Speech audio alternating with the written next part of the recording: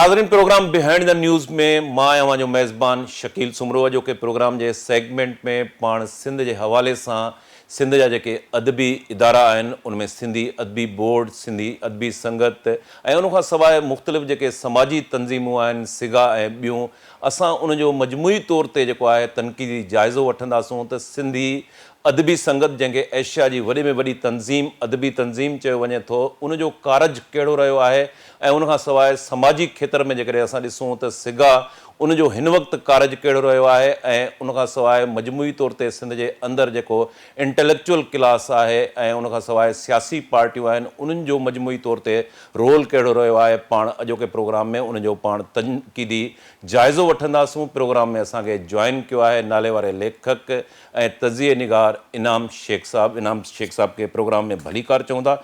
इनाम साहब, अॼु पाण सिंधी समाज खे उन जे अंदरि जेके उणायूं आहिनि, के गुण आहिनि, अवगुण आहिनि, इल्मी लिहाज़ खां अदबी लिहाज़ समाजी खेत्र में खोड़ सारियूं तंज़ीमूं असांखे 60s 50s पोइ 70s 80s 90s जे ॾहाके में मिलनि थियूं पियूं, जिन जो तमामु सुठो कंहिं दौर में वाइब्रेंट रोल रहियो आहे ऐं अॼु 21वीं सदी में उनजो कहिड़ो रोल रहियो आहे, उनजो कारज कहिड़ो रहियो आहे।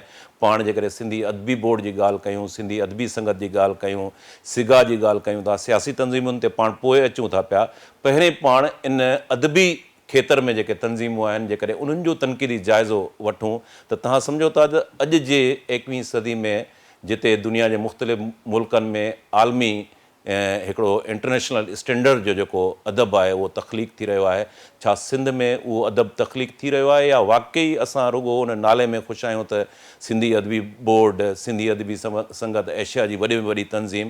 तव्हांखे मां चवंदुसि त इन जो मजमूई तौर ते तव्हां तनक़ीदी जाइज़ो वठो ऐं इन खे खोलण जी कोशिशि कयो त किथे किथे असां में फॉल्ट लाइन आहिनि।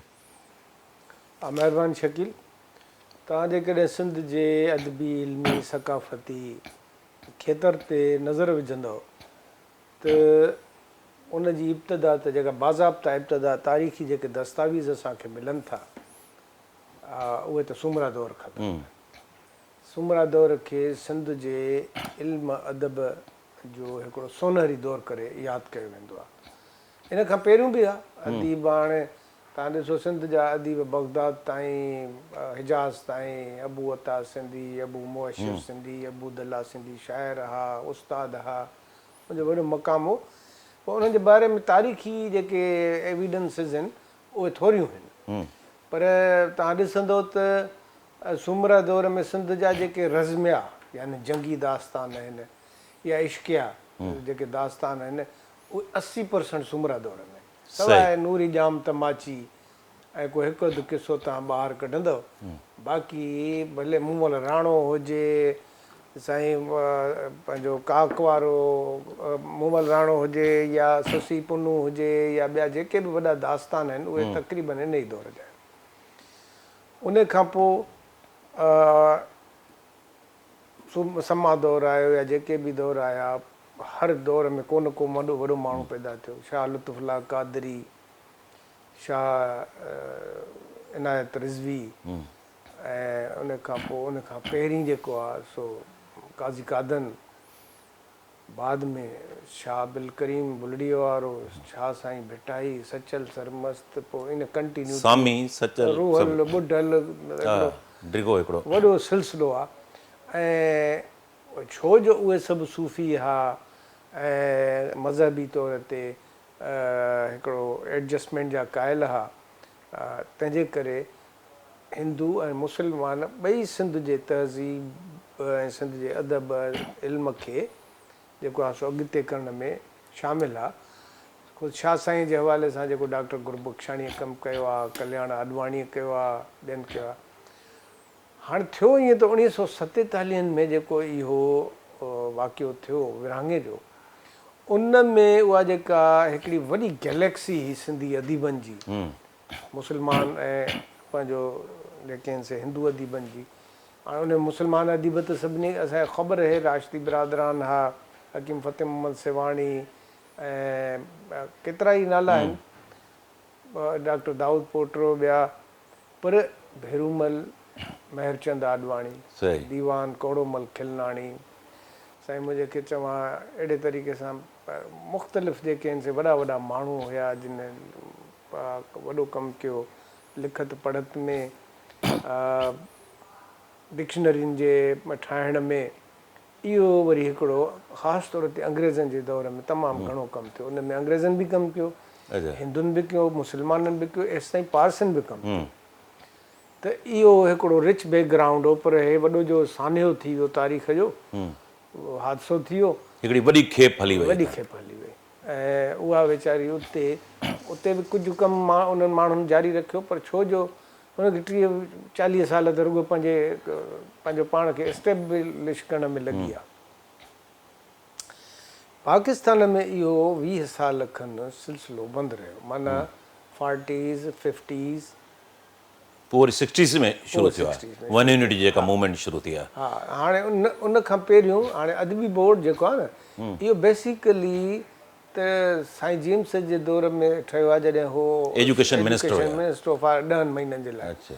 उन में सिंधी अदब जो सलाहकार बोर्ड जे नाले सां इहो ठहियो, जंहिंमें मीरा मोहम्मद शाह हुयो, असांजा राशिदी अली मोहम्मद हुयो, हकीम फ़तेह मोहम्मद सेवाणी हो, ॿिया जेके आहिनि सिंध जा वॾा अदीब शामिल आहे उन बोर्ड में। पर उहो पोइ बि छो जो न फंडिंग ई न छा हो, त उहो एॾो मुतहरिक न रहियो। पोइ जॾहिं डॉक्टर बलोच, डॉक्टर उमर बिन मोहम्मद दाऊद पोटरो, राशिदी बिरादरान, ॿिया इन खेप जा माण्हू, इन कैलेबर जा माण्हू जॾहिं पैदा थिया, त उन्हनि थोरो इन्हनि इदारनि खे बि अचे टेक ॾिनी, उन्हनि इदारनि खे संभालियो। पोइ उते 60s में सिंधी अदबी बोर्ड 2 वॾियूं तारीख़ी स्कीम्स शुरू कयूं।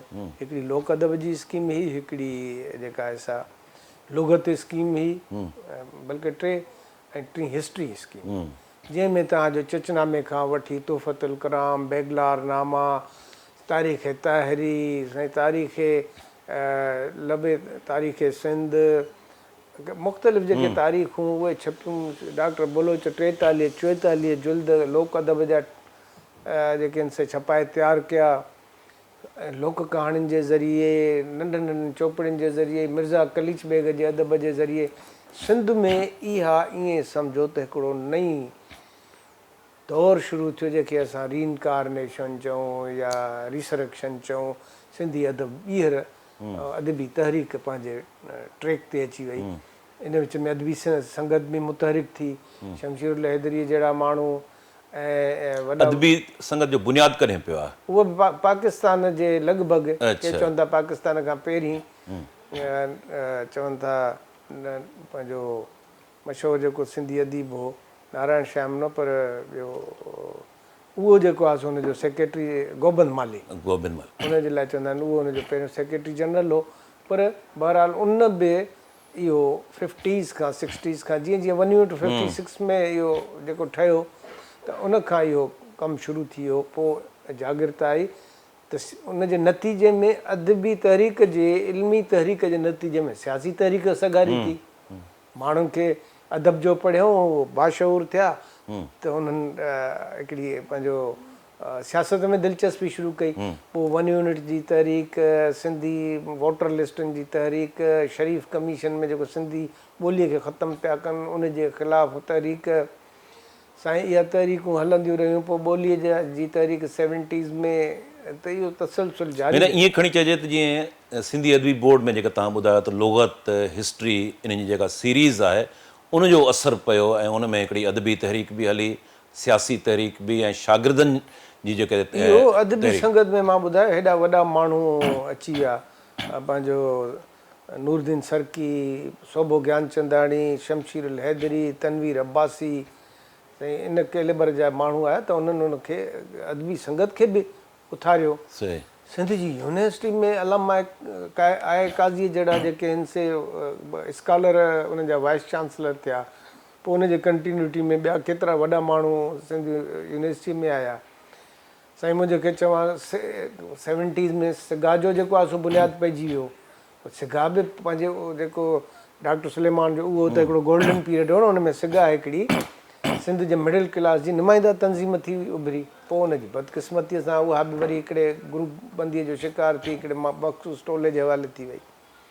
अहिड़ी तरह रुॻो अदबी बोर्ड न वरी 70s में तव्हांजी सिंधाला जी 60s में सिंधाला जी शुरू थी वई, अॻिते हली सिंधी लैंग्वेज अथॉरिटी क़ाइमु थी।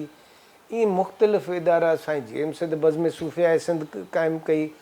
जशन लतीफ़ थींदो हो हर शहर में, उन जशन लतीफ़ जे आड़ में जेको आहे हिकिड़ी वॾा इल्मी अदबी तहरीकूं हलंदियूं हुयूं। एसि ताईं जो जेके सिंध जा रुजत पसंदि या साजी दौर जा अदीब हुआ, जमियत शोरा जा, उन्हनि जा बि वॾा वॾा हिकिड़ा जलसा थींदा हुआ, वॾियूं वॾियूं मजलिसूं थींदियूं हुयूं। ऐं मूंखे यादि आहे लाड़काणे में 71 अलाए 72 में जमियत शोरा जी वॾी शानदार कॉन्फ्रेंस थी। हैदराबाद त ॻढ़ो हैदराबाद खे अॼु बि सिंध जो सकाफ़ती राजधानी था चवनि। यानी उन दौर में आलमी अदब ॾिसूं असां त उहो बि तर्जुमो घणो थियो आहे। मोहम्मद इब्राहिम जोयो, ॿिया तमामु शानदार हिकिड़ो अदब जेके आहिनि। इहे हिकिड़ी ॾिसो हिकिड़ी पूरी गैलेक्सी पैदा थी वई न, इहा जेका नई सुजाॻी आई, जमाल अबड़ो, अमर जलील, आगा सलीम, गुलाम नबी मुग़ल, साईं मुंहिंजो हलीम ब्रोही, शेख अयाज़, मतिलबु नाला वठी गुलाम मोहम्मद ग्रामी, हिकिड़ी पूरी गैलेक्सी माण्हू जी, अली बाबा, आख़िरी उन्हनि जी नूरुल शाह इन खेप जी। यानी उन दौर जी कहाणी, नाविल, जेका बि अदबी तख़लीक़ आहे, इंतहाई या तर्जुमा शानदार आहिनि उहे दौर जा। जो हिसाब जेके तर्जुमा कया, नजम अब्बासी कया, डॉक्टर तनवीर कया, नयूं नयूं सिन्फ़ूं शाइरीअ में अची वियूं, हाइको अची वियो, साईं सॉनेट अची वियो, ॿियूं अलाए कहिड़ियूं कहिड़ियूं नयूं कहाणियूं जो तर्जुमो थियूं, मोपासां जूं, दोस्तोविस्की जूं, काफ़का, साईं मुंहिंजे खे चवां पंहिंजो टाल्स्टाई, फ्रांस जा अदीब, इंग्लैंड जा अदीब, हिकिड़ी ॼण सिंध जे शागिर्दनि खे, आम शागिर्दनि खे बैनुल अक़वामी अदब जो, इलाक़ाई अदब जो हिकिड़ो नओं पाणी मिली वियो।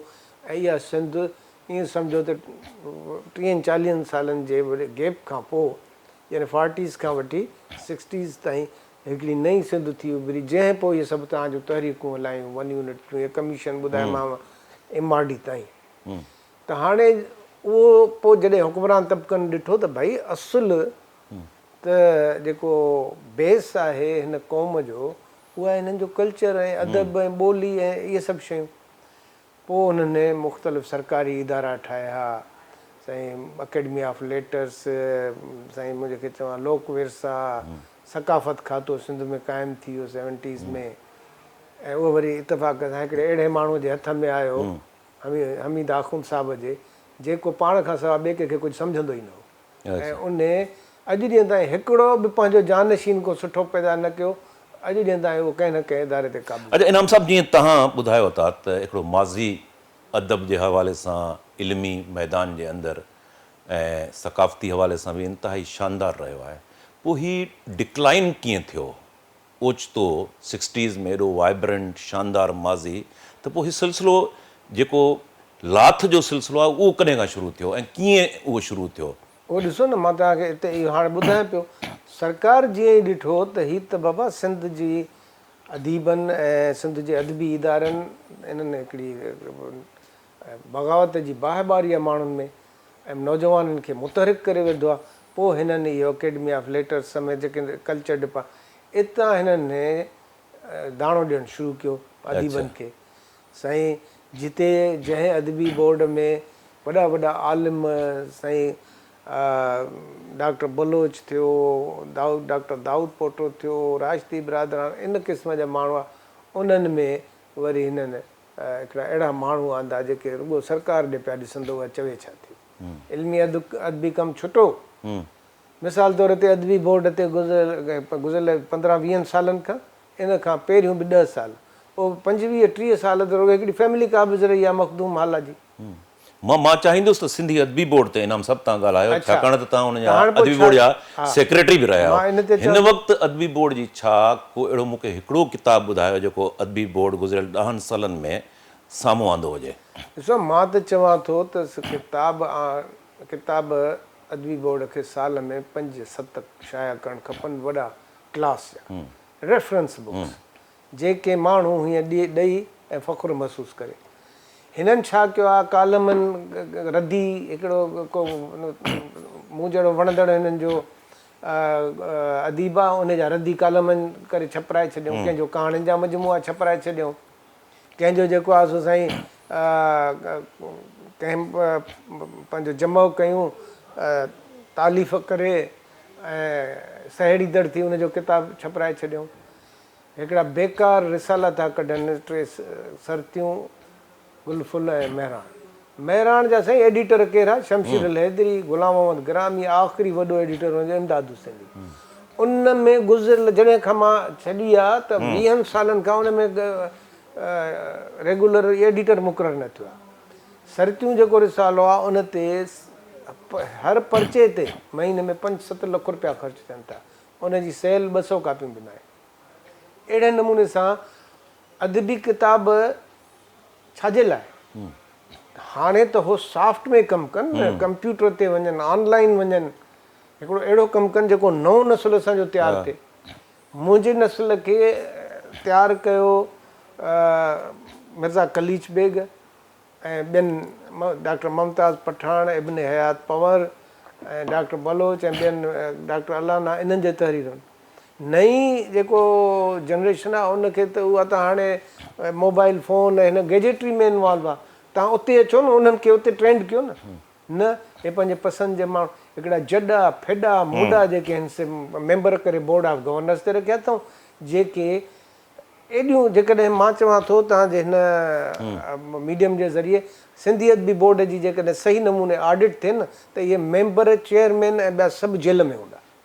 उन एतिरो जेके बेक़ाइदगियूं कयूं। 14 ग्रेड मां में हिकिड़े माण्हू खे कॉन्ट्रैक्ट ते अपॉइंट करे 6 महीननि खां पोइ 14 ग्रेड ॾेई वरी ॿियनि 6 महीननि खां पोइ 18 ग्रेड ॾेई छॾियो। 18 ग्रेड डायरेक्ट 18 ग्रेड। अहिड़ा 10-15 माण्हू। हिकिड़ो हुते हमराह आहे सरवरी जमात जो, उहो मैट्रिकुलेट आहे, उनखे 19 ग्रेड मिलियो। अहिड़ो ज़ुल्म त किथे बि कोन थियो हूंदो यार। मां जहिड़ो माण्हू, मूंखे 18 ग्रेड 12 सालनि खां पोइ मिलियो, 17 ग्रेड में मुंहिंजी डायरेक्ट अपॉइंटमेंट हुई।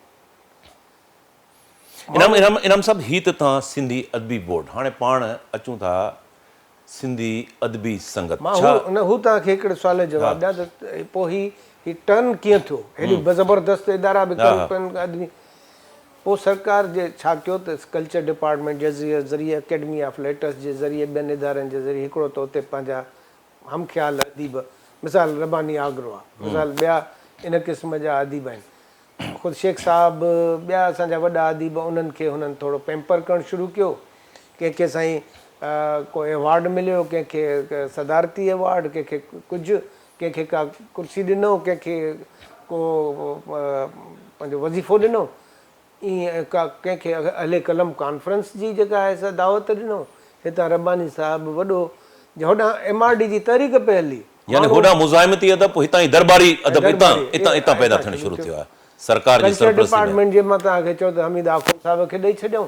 उहो हिकिड़ो अहिड़ो ईगोइस्ट इंसानु आहे जो उनखे वरी पंहिंजी जेको आहे हिकिड़ी बादशाही कराए हलाइणु शुरू कयो। जेके पसंदि जा माण्हू आहे उनखे वरसाइणु शुरू कयो। अहिड़ी तरह टेलीविज़न ते माण्हुनि खे, मख़सूस माण्हुनि खे वरसाइणु शुरू कयो। पोइ इहे अदीबनि खे हिननि डिट्रैक करे जेको असुलु कमु हो उन तां हटाए ऐं पोइ हिननि खे आणे छॾियो इन्हनि दरबारी ॻाल्हियुनि में। कॾहिं कॾहिं असां जहिड़ा माण्हू, डॉक्टर ज़फ़र हसन जहिड़ा माण्हू, उहे हादसाती तौर ते अची पिया वञनि, पर उहे सिस्टम खे छो जो चैलेंज पिया कनि, उन्हनि जे करे उहे उते मिसफिट आहे। पोइ उन्हनि जे ख़िलाफ़ु भंडियूं हुयूं ऐं जहिड़नि में असां इन्वॉल्व रहियासीं, असां उन सिस्टम जो हिसो न थियासीं। त इहो हुयो तव्हांजो बैकग्राउंड। त पोइ हाणे छा आहे, हाणे फलाणी आर्ट्स काउंसिल खे ॾियो 65 करोड़, फलाणे अदीब खे ॾियो प्रोजेक्ट, कंहिंखे वीडियो, कंहिंखे साईं मुंहिंजे चवां किताब, कंहिंखे छा, कंहिंखे सभु फिट लॻा पिया आहिनि।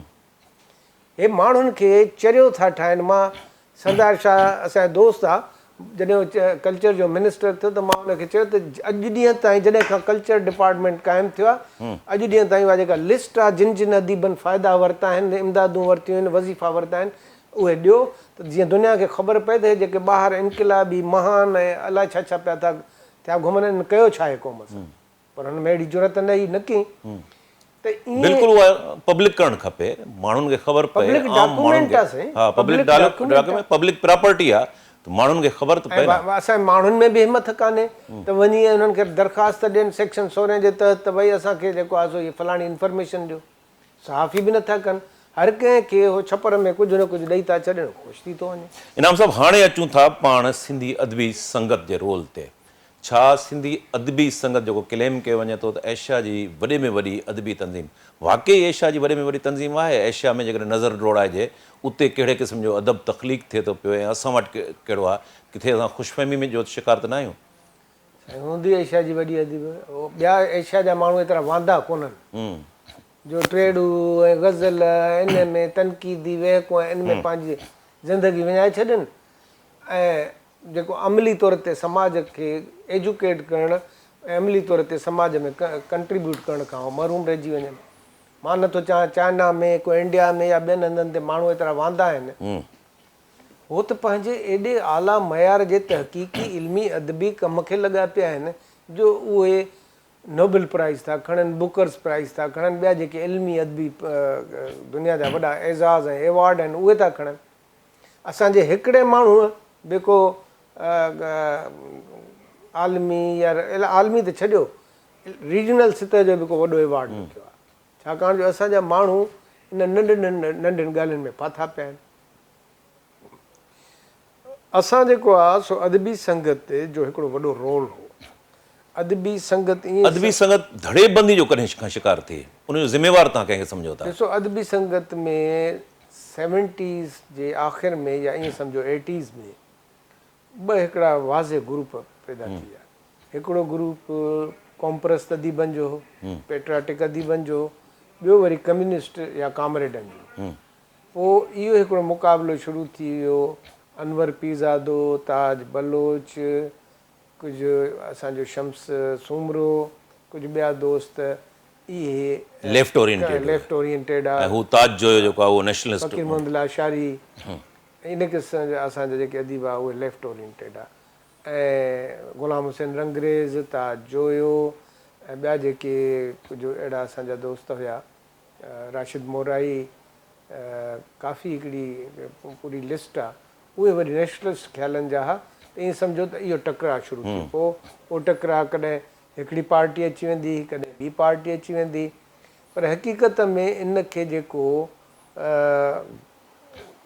घणे में घणो डैमेज कयो न उहो ताज जोयो कयो। सॼो ताज जोयो न को पाण ऑर्गेनाइज़ड आहे, न को हुनजो पंहिंजो को वॾो अदबी कमु आहे, ऐं न को हुन में को अहिड़ियूं इंतिज़ामी सलाहियतूं आहिनि जो हू हिकिड़ी पंहिंजो हेॾी वॾी ऑर्गेनाइज़ेशन खे कंहिं दुरुस्त रुख में वठी हले। नतीजे में वरी पोइ ताज जे ख़िलाफ़ु ग्रुप ठहिया, उन्हनि हुनजी मुखालफ़त कई। पोइ हाणे त उहे ग्रुप बंदी इन शिदत ते पहुची वई आहे जो हिक ॿिए खे तव्हां 2-3 ॾींहं पहिरियों ॾिठो त हिक ॿिए घटि वधि ॻाल्हायूं, गारियुनि वरियूं पोस्टूं ते हिते हुते। उनजो सबबु इहो आहे वॾे में वॾो त हिकिड़े अरसे खां 30-35 सालनि खां सिंधी अदबी संगत में माण्हुनि जी इल्मी अदबी तंज़ीमकारी ऐं आबियारी थियणु ख़तमु थी वई आहे।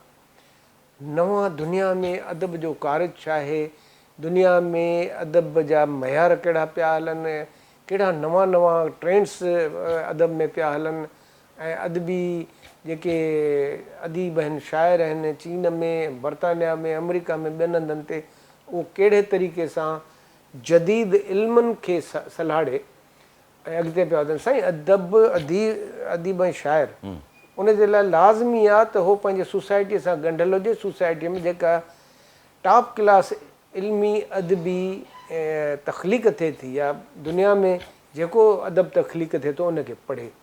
शेख रियाज़ खां वठी तनवीर अब्बासी, नियाज़ हमायूनी या ॿिया जेके शमशीर ताईं वॾा जेके असांजा अदीब आहे, उहे वॾा अदीब इन जे करे बणिया जो हुननि मुतालियो कयो। हुननि जेको आहे सो पंहिंजे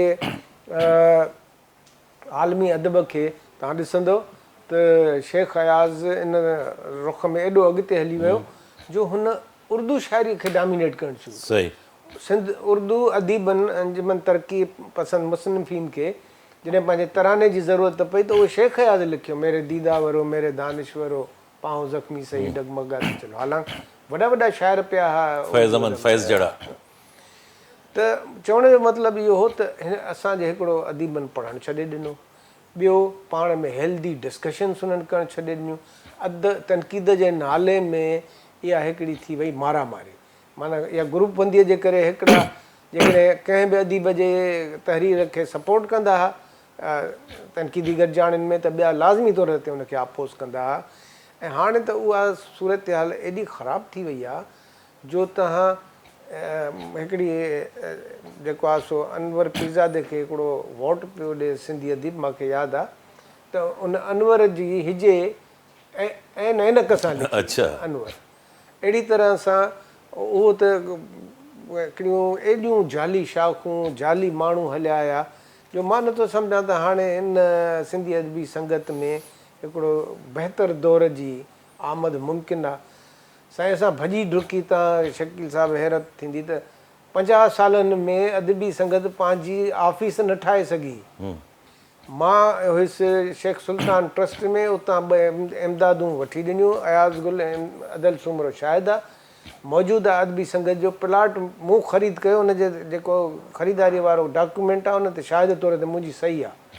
ॿियनि माण्हुनि खां चंदो करे उहो ॾिनो, कोशिशूं वठी हुनजी तामीरात में बि कोशिशूं कयूं, पर तव्हां ॾिसंदो असां नालो किथे वटे ते बि कोन्हे।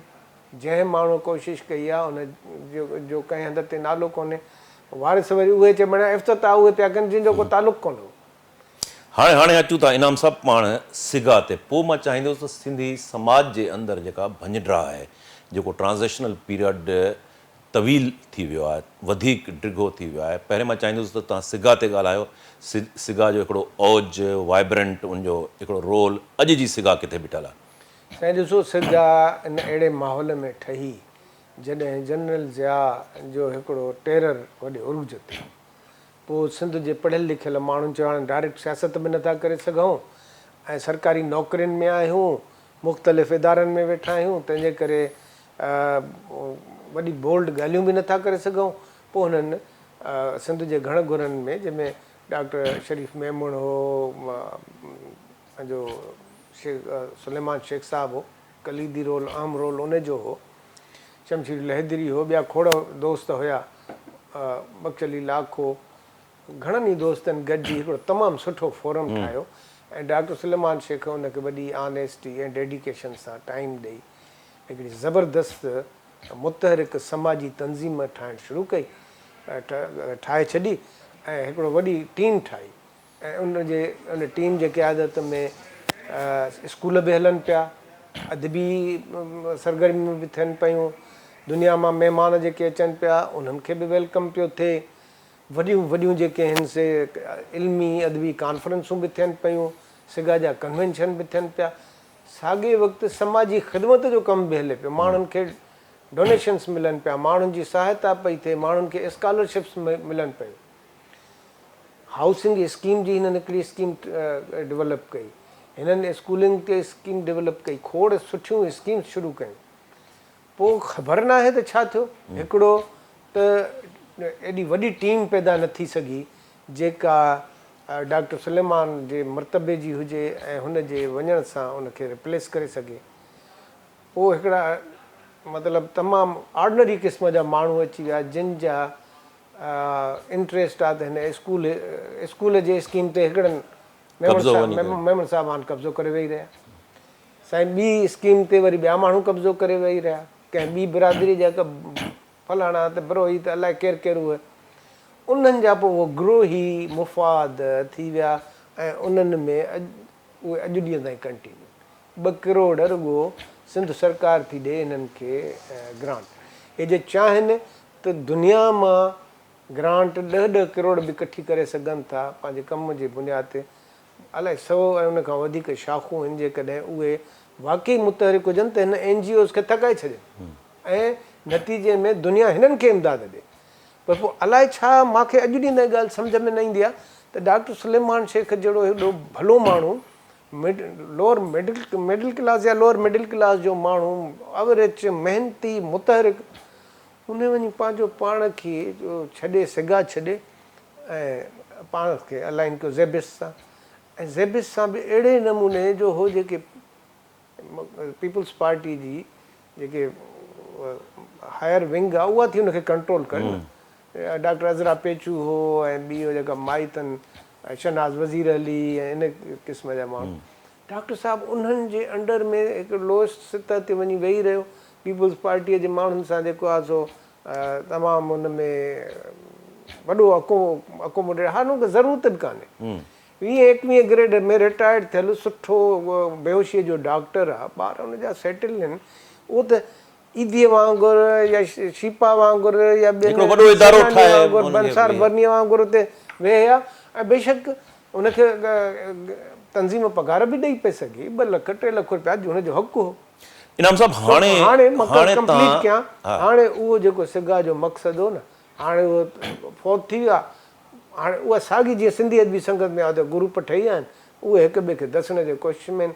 अदबी जेको हुननि जो इल्मी सियासी समाजी रोल हो उहो डिमिनिश थी चुको आहे। इनाम साहब हाणे पाण प्रोग्राम जी वाइंड अप तरफ़ वधूं पिया। मां चाहींदुसि त हिन वक़्तु ज़ाहिर आहे त हिकिड़ो माज़ी जो त शानदार इल्मी अदबी सक़ाफ़ती जेको रोल तव्हां ॿुधायो हिकिड़ो शानदार रहियो, पोइ डिक्लाइन थियो। अॼु जी सोसाइटी सिंधी समाज किथे बीठो आहे? असां ॾिसूं था त हिकिड़ो ट्रांज़िशनल पीरियड थींदो आहे, यूरोप में बि रहियो, ॿियनि दुनिया जे मुल्कनि में बि रहियो, पर हिते उहो डिघो तमामु घणो तवील थी वियो आहे। हिन वक़्तु समाजी तौर ते जेका भञडरा आहे, असां ॾिसूं था त पीउ पुट सां झेड़े में आहे, भाइर सॻा उहे झेड़े में आहिनि, रोज़ क़तल थियनि था, प्रॉपर्टी ते झेड़ा आहिनि, ख़सीस ॻाल्हियुनि ते झेड़ा आहिनि। किथे सिंध जो शानदार सियासी इल्मी अदबी सक़ाफ़ती रोल? अॼु जी सिंध ईअं लॻे थो त असां ॼण त को हंटिंग पीरियड में हुजूं, स्टोन एज में हुजूं। थोरो मां चाहींदुसि त इन खे बि तव्हां खोलण जी कोशिशि कयो। ॾिसो न, अगेन इन जो सबबु इहो असांजा इल्मी अदबी सक़ाफ़ती इदारा आहिनि, उन्हनि जो फेल्यूअर आहे। सही, इहे ई माण्हुनि खे तयारु कंदा न। साईं असां तव्हां मुख़्तलिफ़ जनरेशन जिन सियासत कई, जिन अदब में मज़ामत कई, जेके अॻिते वधिया, इहे को मथां त न थिया। असां बि हिकिड़नि ऑर्डिनरी घराणनि जा ॿार हुआसीं। असांखे इहे जेके लाड़काणे में मिसाल थो ॾियां, असांजे बाकराइन रोड ते हिकिड़ो इदारो हूंदो लतीफ़ कचहरी। हाणे उहा लतीफ़ कचहरी तव्हां अॼु उनजो आउटकम ॾिसूं था त घटि में घटि 200 अहिड़ा माण्हू न पैदा कया जिन अॻिते हली शहर जो नालो छा सिंध जो नालो रोशन कयो। मुंहिंजे भाउ खां वठी वॾे अमान अलाह शेख खां वठी दोस्त मोहम्मद हुले ताईं, अब्दुल गफ़ूर शेख ताईं बेशुमार माण्हू उते पैदा थिया। अहिड़ा सॼी सिंध में इदारा। टंडो मोहम्मद खान जहिड़े नंढे शहर में इदारा गुलशन अदब अयाज़ पाटोली खोलियो वेठो, उन सां ॿारनि जी जेका आहे तरबियत पई थिए। गुलनि जहिड़ा ॿारड़ा, ॿारनि जी ॿारी, ॿारनि जी महफ़िल, चिणग संगत, पंहिंजो कामरेडनि जी बि हुई हिकिड़ी, ऐं अवामी तहरीक जी साथी ॿारड़ा। इन्हनि सभिनी मां ॿार निकिता ऐं पोइ उहे सियासी जमातुनि में आया, सियासी न स्टूडेंट विंग्स में आया, स्टूडेंट विंग्स खां पोइ सियासी जमातुनि में आया ऐं उन्हनि रेज़िस्टेंस कयो। हाणे हिकु तरफ़ समाज में इहे इदारा इन्हनि पंहिंजो रोल छॾे ॾिनो, ठीकु, या जेके तरक़ी पसंदि ऐं अवाम दोस्त इदारा हुआ, रोशन ख़्याल इदारा। ॿिए तरफ़ वरी मज़हबी शिदत पसंदी ऐं राइट जे माण्हू उनखे रिप्लेस करणु शुरू कयो। उहे जेके इलाइक़ा जिते शानदार जेके आहिनि से इल्मी अदबी दफ़्तर क़ाइमु हुआ, लाइब्रेरियूं क़ाइमु हुयूं, उते जेके आहिनि से हिकिड़ा मज़हबी क़िस्म जा सरगर्मियूं शुरू थी वियूं, ऐं उहे बि मज़हबी हेल्दी क़िस्म जूं न, एक्सट्रीमिज़म जूं, या त जिहाद कयो या त जेको आहे सो ॿियो हिकिड़ियूं इंतिशारी सरगर्मियूं कयो। हिकिड़े तरफ़ इहा आबियारी बंदि थी वई। तव्हांजे स्कूलनि में उस्ताद यूनियनियूं ठहियूं वयूं, उस्तादनि जो जेको रोल हो उहो ख़तमु थी वियो। उन्हनि उस्तादनि ॿारनि खे तयारु करण जे बजाए 24 कलाक पंहिंजा कमर्शियल इंट्रस्ट करे छॾिया। अहिड़ी तरह तव्हांजो समाजी जेके NGOs हुयूं, उहे NGOs में तव्हां ॾिठो त हिकु हिकु NGO वारो हिकिड़ो पुराणो सियासी कारकुन हो, अॼुकल्ह उहो वॾो हिकिड़ी NGO जो हेड आहे, उहो उनखे पेंट बि पूरी सही न हूंदी, उहो हाणे अरबपति आहे। अहिड़ा तव्हां ॾिसंदो करोड़पति त खोड़ आहिनि। जेके जेके तव्हांजे सोसाइटी खे तब्दील करण वारा सेक्टर्स आहे, उहे सभु सेक्टर्स थी विया बर्बादु, ऐं उन्हनि ज़ाती ऐं ग्रोही पंहिंजे इंट्रस्ट खे सर्व करणु शुरू कयो। नतीजे में सोसाइटीअ में एजुकेशन तरबियत ऐं तालीम जो रुझान घटियो ऐं ज़वाल जी इब्तिदा थी। पोइ उन जे नतीजे में हाणे सोसाइटी हिकु अरसे खां भञड्राह जो शिकार आहे, छाकाणि हुन ते कमु ई नथो थिए न। सही। इन जे करे कोन त रुजत पसंदि कुवतूं सगारियूं आहिनि, इन जे करे जो तरक़ी पसंदि अवाम दोस्त कुवतूं जेके आहिनि उहे पाण खे विथड्रा करे विया आहिनि, उहे मैदान में ई कोन्हनि के, तंहिंजे करे उन्हनि खे स्पेस मिली वई आहे। इन जा असर सियासी पिया आहिनि। सियासत में हिकिड़ी जमात कब्ज़ो करे सिंध ते वेही रही आहे, उनखे को हथु नथो लाहे सघे, छाकाणि जो अदीब उन जा बेनिफिशरी थी विया आहिनि, इन सॼे सिस्टम जा उस्ताद बेनिफिशरी थी विया आहिनि, यूनिवर्सिटियुनि में ज़वाली सूरत हाल आहे। इहो जेको जीअं तव्हां चयो ट्रांज़िटरी उबूरी दौरु डिघो थी वियो ऐं इन डिघे दौर जे करे माण्हुनि में फ्रस्ट्रेशन आहे ऐं पंहिंजो उन फ्रस्ट्रेशन जे नतीजे में जेको तव्हां ॿुधायो उहो वैल्यूज़ जेके आहिनि उहे डैमेज थिया हाणे आहिनि, उनजो इज़हार जेको वॾा आहे वैल्यूज़ ख़तमु थी विया। वैल्यू थियो आहे हिकिड़ो उहो आहे पैसो, ठीकु, ऐं पैसो बि खपे जल्द, ईज़ी मनी जेके चवनि था। पोइ जल्द पैसो कठे करण जे इन में तलाश में माण्हू भाउ खे बि नथो ॾिसे, पीउ खे बि नथो ॾिसे, रिश्तनि खे बि नथो ॾिसे, ऐं हर फैमिली में माण्हू हिक ॿिए सां ईज़ी पैसे जे तलाश में आहिनि। ऐं तव्हां ब्यूरोक्रेट्स ॾिसो केॾा शानदार ब्यूरोक्रेट्स आहे। हाणे हिकु हिकु ब्यूरोक्रेट्स अरबे रुपया गॾु कयो, पैसो पैसो हिकिड़ो अकेलो वैल्यू थी वियो आहे। उहो जेको तव्हांजो ईसाणी ऐं वॾा वॾा ब्यूरोक्रेट्स आहे, उन्हनि जे जॻह ते हे फुलतरू अची विया आहिनि। इन्हनि अरबे रुपया गॾु करे फार्म हाउस करे ऐं शराबनि जूं महफ़िलूं शुरू करे ॾिनियूं। SP हाणे तव्हांजा हीरोज़ थी विया आहिनि, पुलिस वारा तव्हांजा हीरोज़ थी विया आहिनि।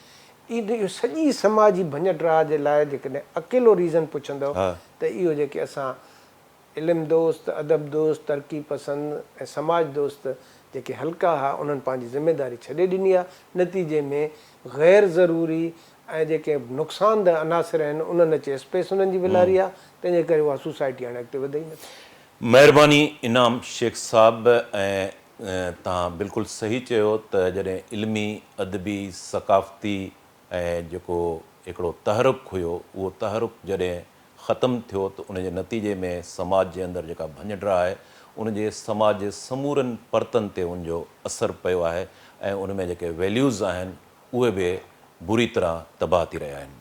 हिते नाज़रीन प्रोग्राम जो वक़्तु पुॼाणी खे पहुतो। इनाम शेख साहब तव्हांजी महिरबानी। नाज़रीन ईंदड़ प्रोग्राम ताईं पंहिंजे मेज़बान शकील सुमरो खे इजाज़त ॾींदा। अल्लाह वाहे।